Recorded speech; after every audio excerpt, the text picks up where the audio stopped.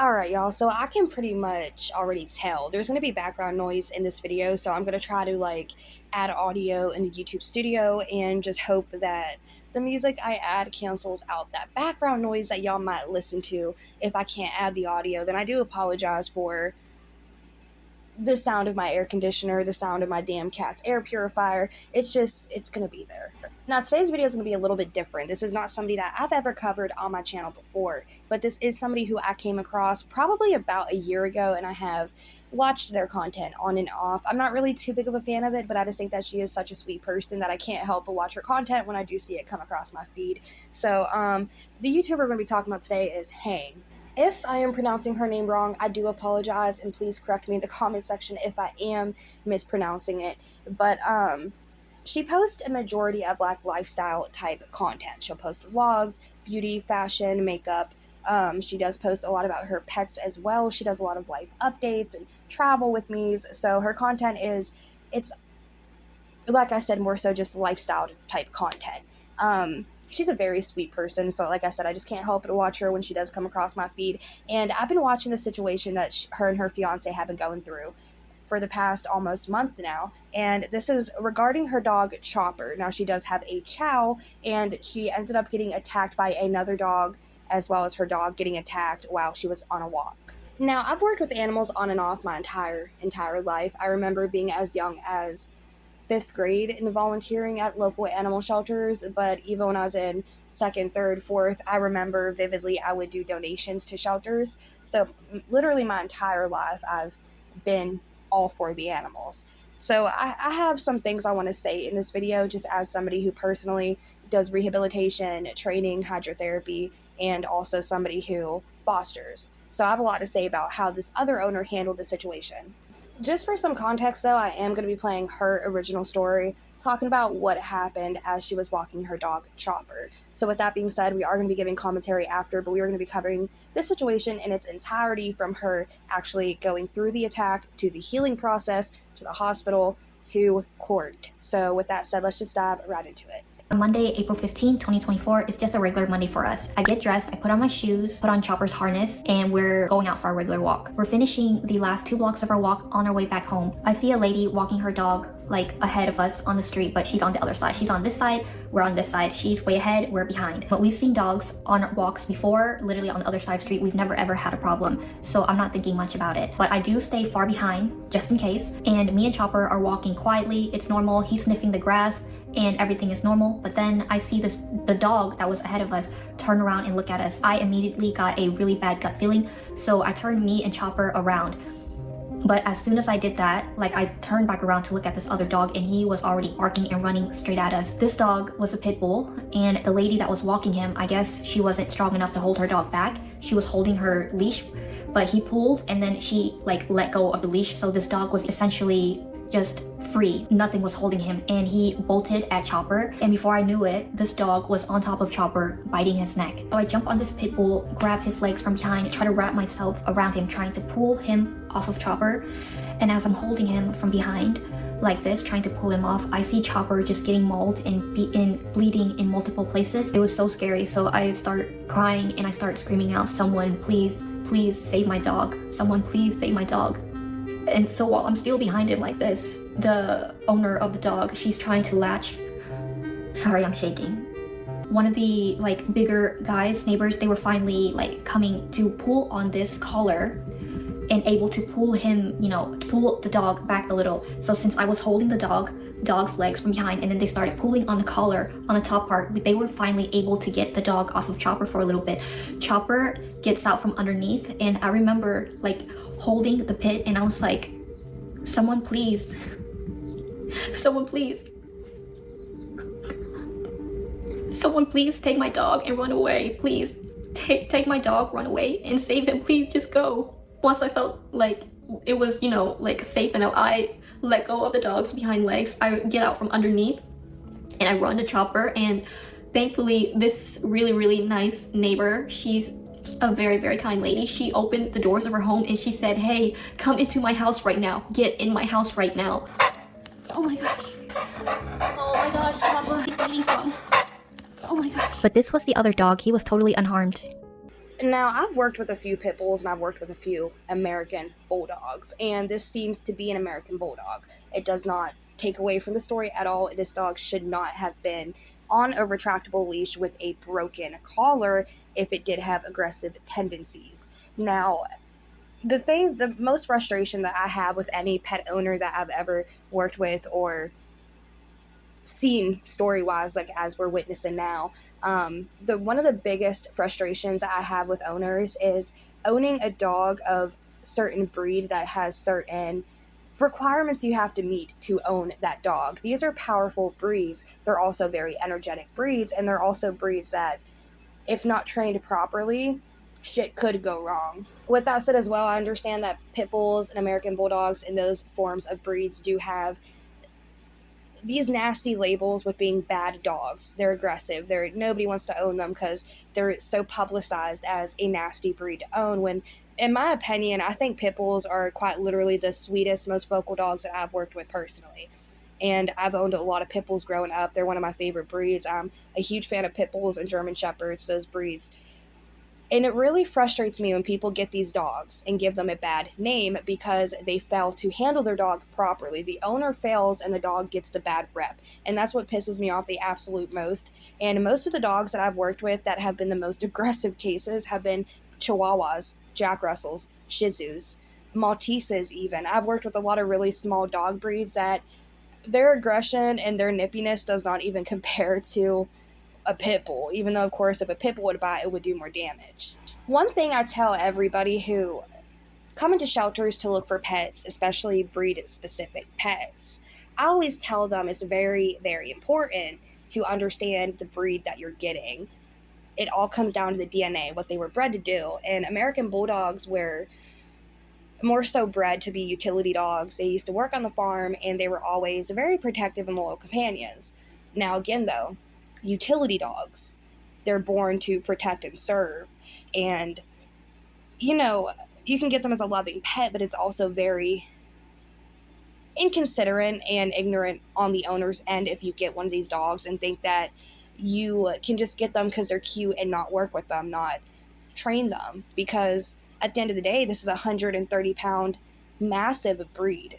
She does go into more detail about what happened that finished up the remainder of that day. The cops were called, and she ended up receiving bite wounds herself from trying to get this massive dog off of her puppy chow. So she ended up receiving wounds herself. She ended up calling the police, filing a report. Police really didn't do nothing because I don't know what it is about the police when it comes to dogs and situations like this, but they're treated so lightly that it really frustrates me, and it frustrated her as well, having to deal with the situation. So she ended up taking the dog to the vet, got him assessed, and she did talk about how later that night she wasn't feeling great, so she ended up going to the hospital because you'd rather be safe than sorry in situations like this. She had to go get a rabies vaccination because when she asked for the dog's shot history, rabies vax, any type of medical records on the dog that they can give her, they declined to provide that.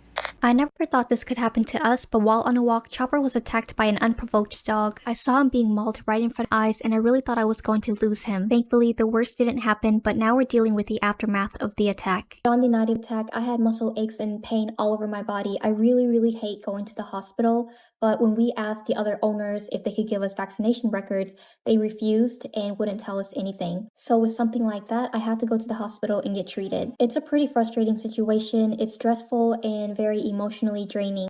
Now, this video is going to get on a lot of people's nerves, and I really do apologize for that. My internet has been in and out, and when I did capture this clip, it ended up corrupting as I downloaded it. So the voice doesn't match with the mouth movement, and that really irks a lot of people. It irks me as well, so I really do apologize for that. There's really nothing I can do about it right now, though. So with that being said, if it irks you too badly, you can click away. But if you want to stay tuned to find out what happened with the story, stay tuned, because we're getting there. So I'm ADHD as hell, and I lose concept of time very quickly. So this situation has been going on a lot longer than a month. This happened, and they had to wait 2 months before they were even able to go to court. So it's been happening for the past couple months, basically. So she was walking her dog. Chopper ended up getting attacked by what seems to be an American bulldog. And the dog did not have proper restraints, the proper equipment to be walking the dog of that size. It's a utility breed again, and she was walking with a retractable leash that is something you would use on a small breed or a breed that is trained. But anyway, dog got off the leash, attacked her and her dog. She ended up getting bite wounds, as I said, trying to get the dog off of her. They refused to provide shot records and any type of vaccination reports on the dog, which led her to have to go to the hospital after getting aches and pains in her body. Now, for those of you who don't understand how dog attacks work and how viruses and diseases can get spread, especially a lot of nasty bacteria that can be sitting in the dog's mouth when it bites you, that saliva goes into the entry wound, and that could cause for her to get a lot of really bad illnesses. So she ended up going to the hospital just to be treated because, as she said with her fiance, they'd rather be safe than sorry. Chopper did go to the vet, got treated, and is seeming to make a full recovery. He has had no issues that she has talked about moving forward, and he even was able to be reassociated to dogs. I apologize. And he has been doing very well with the new dogs that he has been around, and there has not been a further incident, and it seems that Chopper has not been that affected by this. He's not nervous to be around other dogs, which is such a huge plus.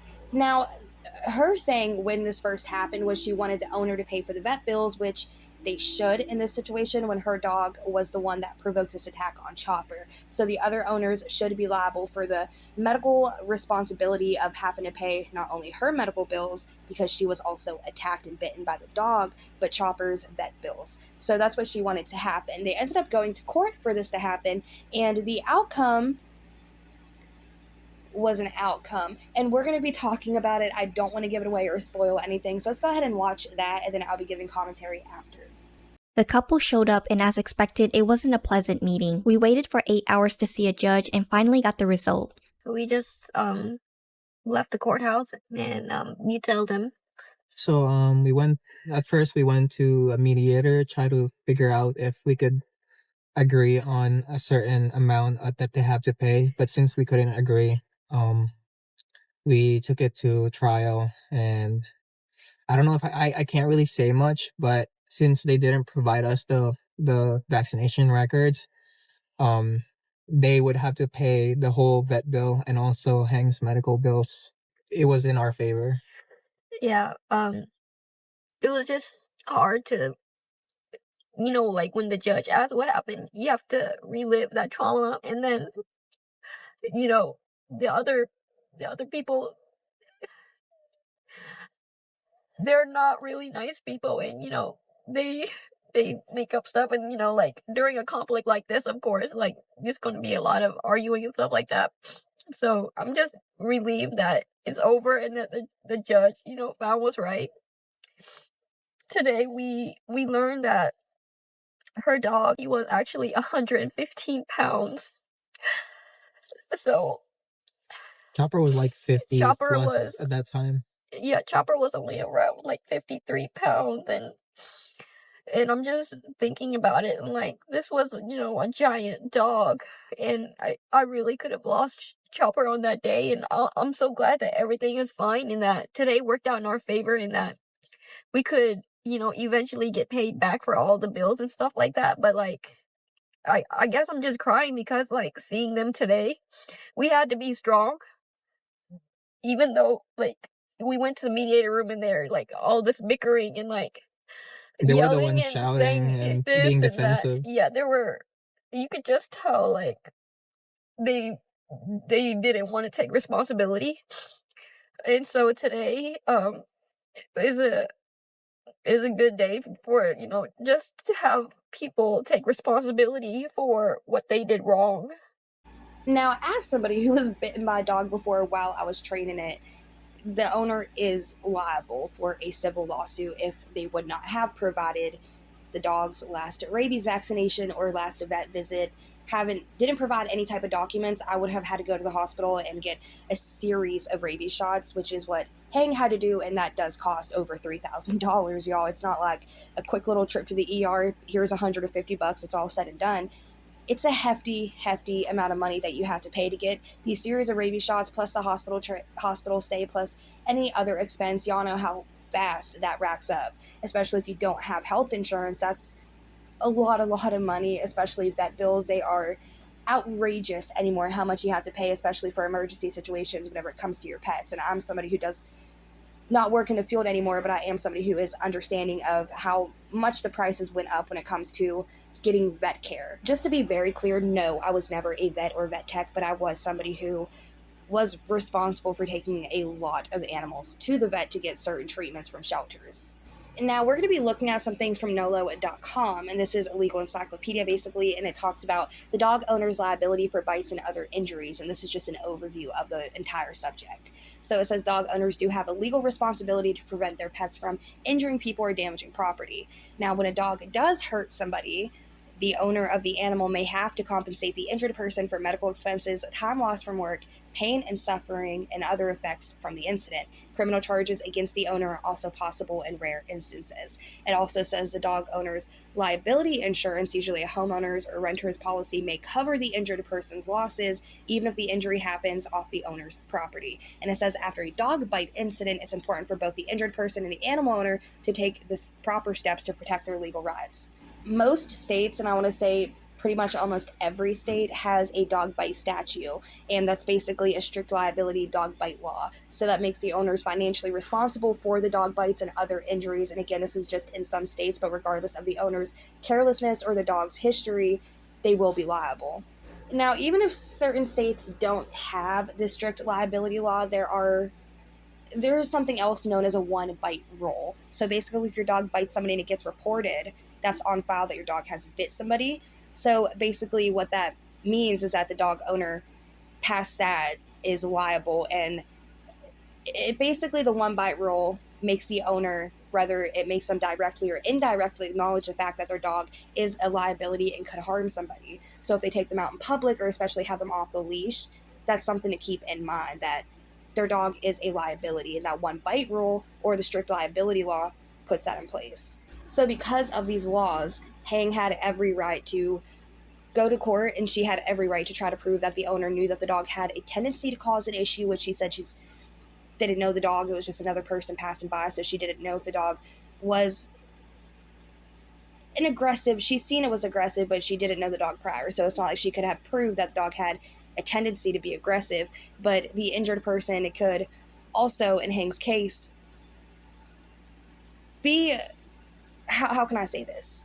Because she was injured, she was the one who was bitten as well as her dog attacked, she had every right in court as well to prove that the harm happened because the owner was negligent and neglected the fact that, whether it was the collar not being proper, the leash not being proper, whether she left the gate open to her property and that's how the dog got out and bit the mail courier, you don't know. But that could prove that the owner was the one who was negligent, and it won't fall on the dog. But I hope y'all get where I'm trying to come from. So if you have an aggressive dog in your fence and you leave the gate open while the mail courier is there and the dog bites the mail guy, that makes you negligent for leaving that gate open to where the mail owner or the mail carrier now has harm caused to him. So that would make the owner liable. I hope this makes sense.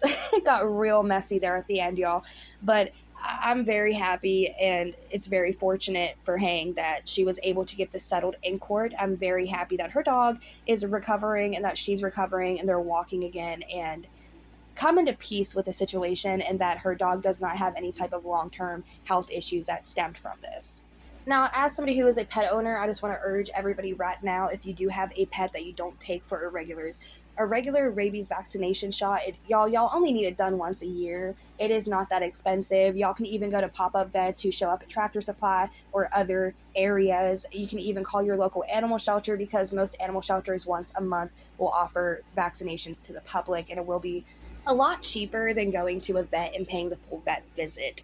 But also, y'all, there are resources, there are funds that you can reach out to. There are a lot of city resources that y'all can tap into to help get this covered, to help get y'all's dog paid for. Like I said, if you do have an animal, whether it's a cat or a dog, and you don't have a rabies vaccination and you need one, please call your local shelters, please call your local vets, call Tractor Supply, call anybody in your area who does have these pop-up clinics. Google pop-up vet clinics in your local area.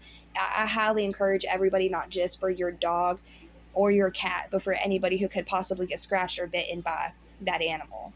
It's unfortunate that these diseases, they're common, more common than you think, and they're carried more common than you think in animals. Even if it lies dormant in an animal, it could still have the rabies virus. So it's very important to do your due diligence as a, I chopped that up, due diligence Oh, I can't say it. Y'all know what I'm trying to say, though. Get your damn pets vaccinated.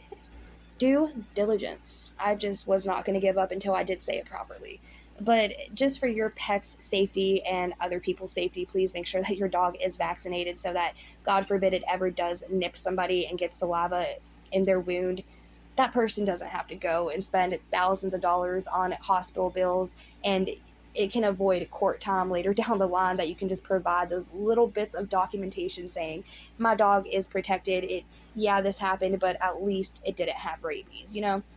But yeah, with that being said, y'all, I'm gonna wrap this video up. I know it was very like whoo everywhere, all over the place. I don't script my content, and I've noticed more recently than ever that this is something that I should probably start doing, is scripting my content. My ADHD has just been everywhere the past couple of days, and I've been finding it really hard to just stay on topic and keep my train of thought. But with that being said, before I do wrap up this video, I had made a community tab post talking about TikTok. Now, I'm not a fan of TikTok. I know a majority of y'all are not fans of TikTok, but there is a lot more going on with that Hurricane Helene situation than what's been being posted in the media. So I want to start a TikTok page, and I highly encourage y'all to create a TikTok account. Even if y'all don't use TikTok, don't scroll on the app. Even if it's just to keep up with the content that I'm going to be posting there, y'all can delete the app right after awareness is spread. But I'm going to be starting a TikTok and raising awareness about the Hurricane Helene situation because, like I said, it's a lot worse than the media is portraying it to be. And so I'm going to be starting TikTok, and I'm going to be doing my best to spread as much awareness as possible via the internet. So yeah, when I do get that going, I'm going to be leaving my TikTok in the description box to every video we post moving forward. Like I said, even if you're not a fan of TikTok and you just strictly get the app to keep up with what I'm posting there about the situation, if you can share it, it would definitely help 1,000 times spread more awareness to what's really going on the ground and how people are being neglected and abandoned by their government during these crisis times. So with that being said, y'all, I'm going to get going. I have more videos I have to work on. My internet is cutting in and out, so it's making it very, very difficult to do so. But I'm going to wrap this up and try my best before my internet cuts out again.